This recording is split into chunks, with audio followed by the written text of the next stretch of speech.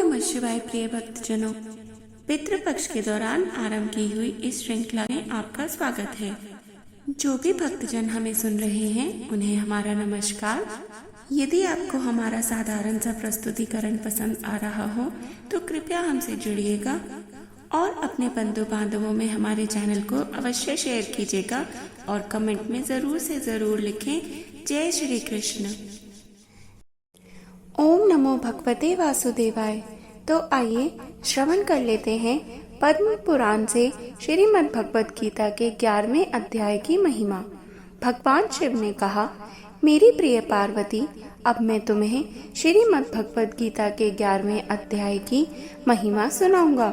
इसकी पूरी महिमा बताना संभव नहीं है क्योंकि इसमें हजारों कथाएं हैं, तो मैं उनमें से केवल एक ही बताऊंगा। सुनो। प्रणीता नदी के तट पर मेघांकर नाम का एक बड़ा शहर है जिसमें जगत ईश्वर का प्रसिद्ध मंदिर है।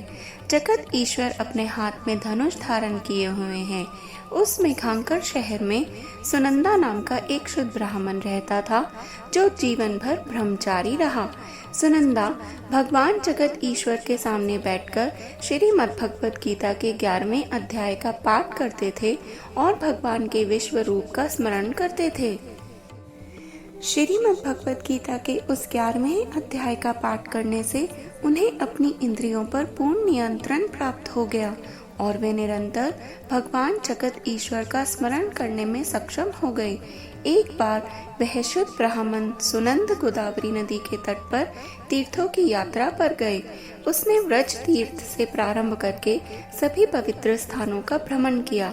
उसने जितने भी पवित्र स्थानों का भ्रमण किया उन सभी में उसने स्नान किया और इष्ट देव के दर्शन किए। एक दिन वह विवियन मंडेला के नगर में पहुंचे। अपने साथियों के साथ उन्होंने ठहरने के लिए स्थान खोजा और अंततः उस नगर के मध्य में उन्हें एक धर्मशाला मिली जहां उन सभी ने रात्रि में विश्राम किया। जब सुनंद प्रातः उठे तो उन्होंने देखा कि उसके सभी साथी जा चुके थे। उन्हें खोजते समय उसकी मुलाकात नगर के मुखिया से हुई, जो तुरंत उसके चरणों में गिर पड़ा और बोला, हे महान ऋषि, मैं यह नहीं कह सकता कि आपके साथी कहाँ चले गए हैं, परंतु मैं आपको यह बता सकता हूँ कि आपके समान कोई भक्त नहीं है। मैंने आपके समान शुद्ध व्यक्ति को कभी नहीं देखा। हे मेरे प्रिय ब्राह्मण, मैं आपसे इस नगर में रहने की विनती करता हूँ। जब सुनंदा ने गांव के मुखिया की विनम्र प्रार्थना सुनी तो उसने कुछ दिन वहीं रहने का फैसला कर लिया। मुखिया ने सुनंदा के रहने के लिए हर तरह की व्यवस्था की और दिन रात उसकी सेवा में लगा रहा। 8 दिन बीतने के बाद एक गांव वाला सुनंदा के पास आया और जोर जोर से रोने लगा। बोला, हे शुद्ध ब्राह्मण, कल रात एक राक्षस ने मेरे बेटे को खा लिया। सुनंदा ने पूछा, वह राक्षस कहाँ रहता है और उसने आपके बेटे को कैसे खा लिया? ग्रामीण ने उत्तर दिया, इस नगर में एक बहुत ही भयानक राक्षस रहता है जो प्रतिदिन जब चाहे ग्रामीणों को खा जाता है। एक दिन हम सब उस राक्षस के पास गए और उससे हमारी रक्षा की प्रार्थना की, जिसके बदले में हम उसे प्रतिदिन का भोजन देंगे। एक धर्मशाला बनाई गई थी और जो भी यात्री यहाँ आते थे उन्हें वहाँ रहने के लिए भेज दिया जाता था और जब वे सोते थे तो राक्षस उन्हें खा जाता था। इस तरह हम इस राक्षस से अपनी रक्षा करने में सक्षम हुए हैं। आप अपने साथियों के साथ उस धर्मशाला में रुके थे, लेकिन उस राक्षस ने आपको और बाकी सभी को नहीं खाया। इसका कारण मैं आपको बताता हूँ। कल रात मेरे बेटे का एक मित्र आया था, लेकिन मुझे यह एहसास नहीं था कि वह मेरे बेटे का बहुत करीबी और प्रिय मित्र था, इसलिए मैंने उसे धर्मशाला में रहने के लिए भेज दिया। बाद में जब मेरे बेटे को पता चला तो वह उसे धर्मशाला से वापस लाने की कोशिश करने के लिए उसके पीछे गया, लेकिन जब वह वहां गया तो उसे भी उस राक्षस ने खा लिया। आज सुबह मैं उस राक्षस के पास गया और उससे पूछा कि उसने मेरे बेटे को अन्य यात्रियों के साथ क्यों खाया। मैंने उससे यह भी पूछा कि क्या कोई तरीका है जिससे मैं अपने बेटे को वापस पा सकता हूँ। उस राक्षस ने मुझसे कहा, मुझे नहीं पता था कि तुम्हारा बेटा भी धर्मशाला में घुस गया था, इसलिए उसे भी सभी की तरह मैंने खा लिया। जहाँ तक उसे वापस पाने की बात है तो वह तभी संभव होगा जब मैं इस राक्षस शरीर से मुक्त हो जाऊंगा और वह भी श्रीमद् भगवत गीता के 11वें अध्याय का प्रतिदिन पाठ करने वाले व्यक्ति की कृपा से इस समय इस नगर में एक ब्राह्मण रहता है जो इसी धर्मशाला में ठहरा था, परंतु मैंने उसका भोजन नहीं किया क्योंकि वह प्रतिदिन श्रीमद् भगवत गीता के 11वें अध्याय का पाठ करता है। यदि वह प्रतिदिन 7 बार श्रीमद् भगवत गीता के 11वें अध्याय का पाठ करे तथा मुझ पर जल छिड़के तो मैं इस राक्षस शरीर के श्राप से मुक्त हो जाऊंगा। सुनंदा ने उस ग्रामीण से पूछा, इस व्यक्ति ने राक्षस शरीर प्राप्त करने के लिए क्या पाप किया है? ग्रामीण ने उत्तर दिया, बहुत समय पहले इस शहर में एक किसान रहता था। एक दिन वह खेतों की रखवाली कर रहा था जब उससे थोड़ी ही दूरी पर एक बड़े गिद्ध ने सड़क पर जा रहे एक व्यक्ति पर हमला कर दिया। उस समय एक योगी वहां से गुजर रहा था और जब उसने देखा कि उस व्यक्ति पर गिद्ध ने हमला किया तो वह उसकी सहायता के लिए दौड़ा, लेकिन जब तक वह उसके पास पहुंचा तब तक बहुत देर हो चुकी थी। तब वह योगी किसान पर बहुत क्रोधित हुआ और उसे इस प्रकार बोला, जो व्यक्ति दूसरों को चोर, सांप, आग, शस्त्र आदि के हमले में खतरे में देखता है और भले ही वह उनकी मदद करने में सक्षम हो लेकिन मदद करने के लिए नहीं आता, उसे यमराज द्वारा दंडित किया जाता है।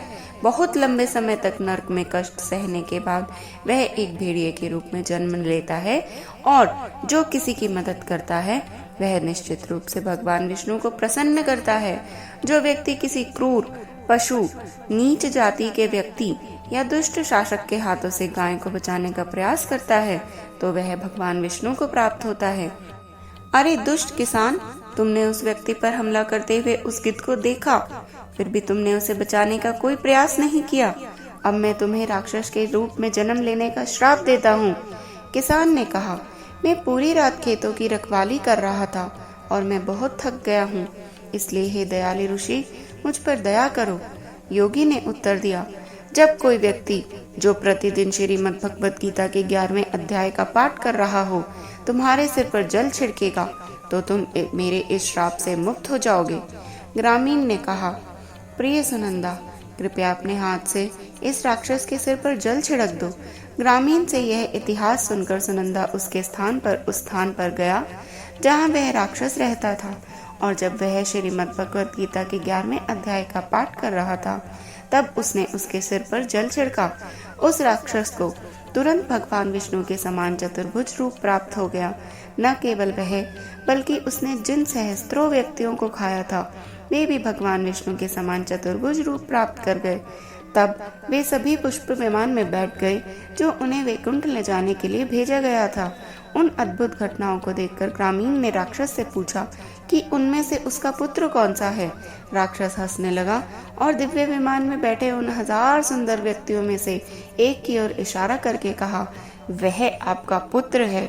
ग्रामीण ने अपने बेटे से उसके साथ घर चलने का अनुरोध किया। अपने पिता के अनुरोध सुनकर बेटे ने मुस्कुराते हुए कहा, मेरे प्रिय महाराज, कई बार आप मेरे पुत्र रहे हैं और मैं आपका, लेकिन अब इन महान शुद्ध भक्त सुनंदा की कृपा से मैं जन्म और मृत्यु के इस चक्र से मुक्त हो गया हूँ और अब मैं अपने असली घर बैकुंठ जा रहा हूँ। प्रिय महोदय, कृपया सुनंदा के चरण कमलों की शरण ले और उनसे श्रीमद् भगवत गीता का 11वां अध्याय सुने और आप भी भगवान विष्णु के धाम को प्राप्त करने में सक्षम होंगे, इसमें कोई संदेह नहीं है।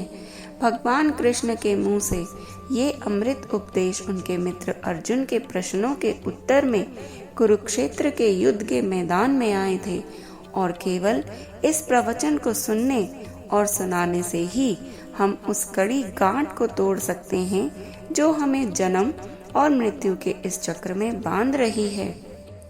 तब भगवान शिव ने कहा, अपने पिता से ज्ञान से पूर्ण ये वचन कहकर वे अन्य सभी भाग्यशाली आत्माओं के साथ वैकुंठ चले गए और उनके पिता ने सुनंदा से श्रीमद् भगवत गीता के 11वें अध्याय की शिक्षा ली और शीघ्र ही वे भी वैकुंठ धाम को गए। हे पार्वती, तुमने श्रीमद् भगवत गीता के 11वें अध्याय की महिमा सुनी है जो समस्त पापों का नाश करने में सक्षम है। हर हर महादेव।